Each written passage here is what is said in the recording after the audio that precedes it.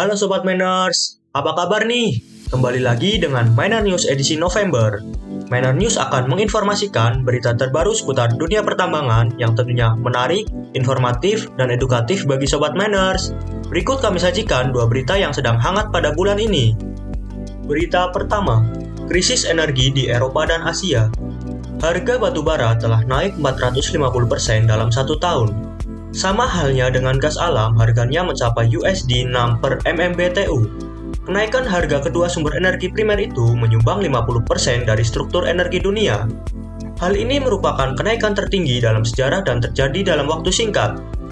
Hal tersebut memicu krisis energi dunia pada 2021, yang pada akhirnya krisis ini banyak mengubah posisi negara-negara maju untuk tidak terburu-buru menghentikan batu bara, sebagaimana yang disampaikan secara tertulis pada COP26. Krisis energi ini dampaknya sudah terasa di Eropa, Asia, bahkan Amerika. Hampir semua analis sepakat bahwa penyebab utama krisis energi ini secara umum memiliki dua alasan. Alasan yang pertama, karena pemulihan ekonomi global pasca pandemi COVID-19. Pandemi COVID-19 yang melanda dunia telah menghambat aktivitas ekonomi. Ketika aktivitas ekonomi menurun, permintaan energi juga menurun.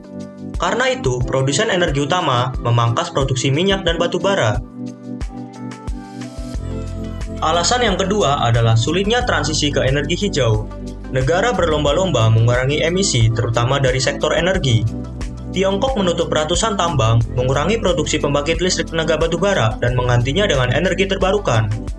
Saat ini, Tiongkok menghadapi krisis energi yang disebabkan oleh naiknya permintaan barang akibat pemulihan ekonomi, yang tentunya juga meningkatkan kebutuhan energi. Akan tetapi, produksi batu bara untuk industri, termasuk pembangkit, tidak dapat dipenuhi dengan baik. Sementara itu, energi terbarukan tidak mampu menutup kekurangan kebutuhan energi. Hal ini membuat Tiongkok harus kembali mengandalkan batu bara. Negara-negara Eropa, termasuk Inggris, juga mengalami krisis energi. Langkah pengurangan emisi yang diadopsi negara-negara Eropa dan Inggris ialah mulai menonaktifkan pembangkit listrik batu bara dan menjadikan gas alam sebagai penggerak utama energi. Namun penghentian fasilitas produksi di Amerika Serikat dan pembatasan pasokan di Rusia, termasuk Inggris, menyebabkan pasokan gas alam tidak dapat mengimbangi permintaan. Selain kekurangan pasokan gas alam, negara Eropa dan Inggris juga mengalami krisis energi akibat output tenaga angin yang jauh lebih rendah dari yang diharapkan. Pengembangan energi terbarukan secara masif di Eropa telah menjadi bumerang bagi Eropa sendiri. Berita kedua, kebutuhan baja meningkat, Indonesia masih bergantung pada impor baja. Peningkatan kebutuhan baja dalam negeri masih dipasok dari luar negeri. Pada tahun 2020, produksi baja Indonesia sekitar 13 juta ton, sedangkan kebutuhan baja mencapai 15 juta ton. Selisih kebutuhan ini dipenuhi oleh impor sebanyak 2 juta ton.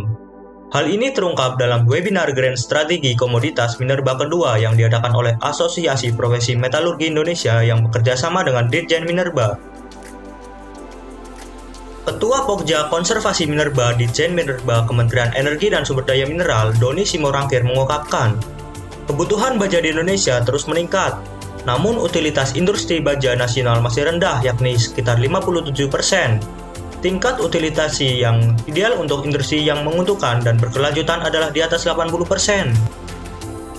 Oleh karena itu, menurut Doni Simorangkir, guna meningkatkan utilisasi sebaiknya impor harus dibatasi untuk mengurangi defisit dan tingkat konsumsi. Ditambah harga dari luar negeri yang cukup bersaing, menjadi sulit bagi kita untuk tidak impor.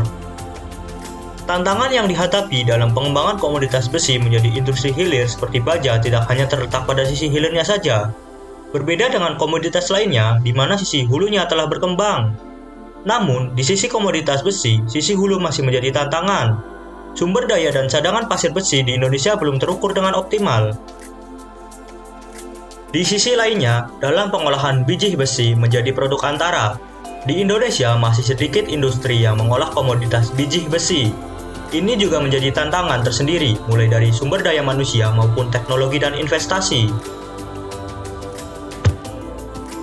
Selain masih mengimpor produk baja siap pakai, Indonesia juga masih mengimpor besi daur ulang atau scrap besi dengan nilai mencapai USD 860 juta pada 2019.